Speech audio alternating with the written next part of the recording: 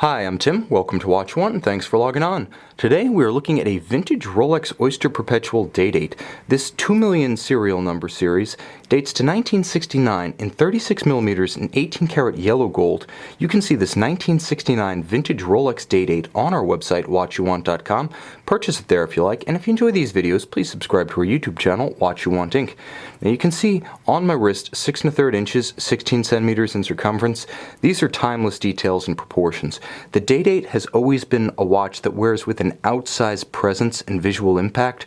For a 36mm watch, it is quite imposing. It has stance, it has gravitas, it has a majesty that is more often than not lacking in the almost identically sized 36mm Datejust.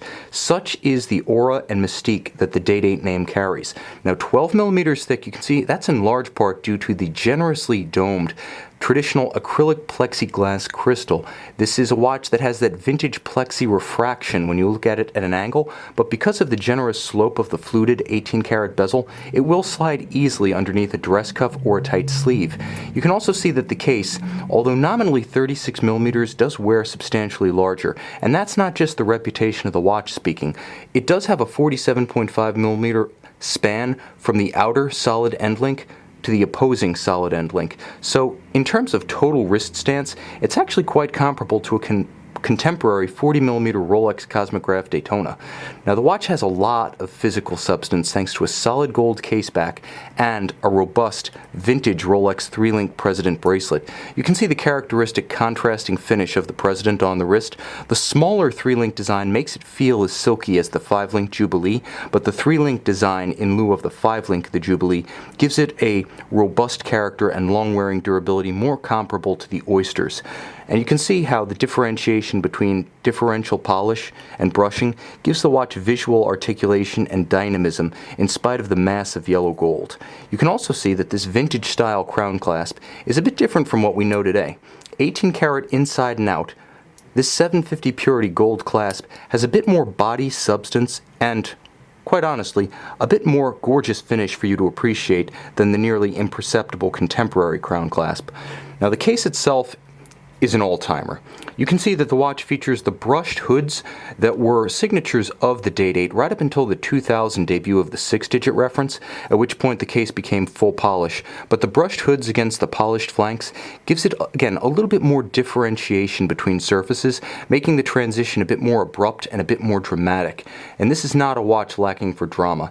You can see the gorgeous reflective surfaces, the dazzling effect of the facets of the fluted 18-karat bezel, and then on the dial itself, let me get it in the plane of focus, you can see the stepped minute track outboard of the applied gold indices and a gorgeous sunburst dial radiating out from center.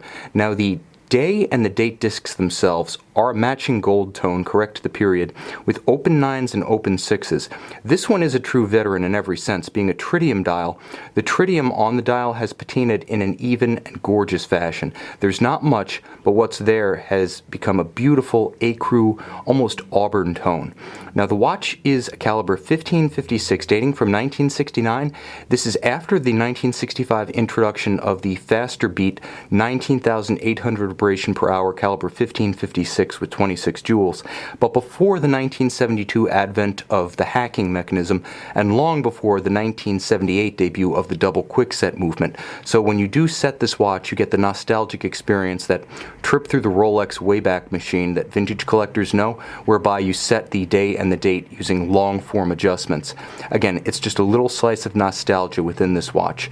But this is a wearable collectible. It's important to remember that that caliber 1556 is a COSC certified chronometer, and like modern Rolexes, it does feature a free-sprung balance.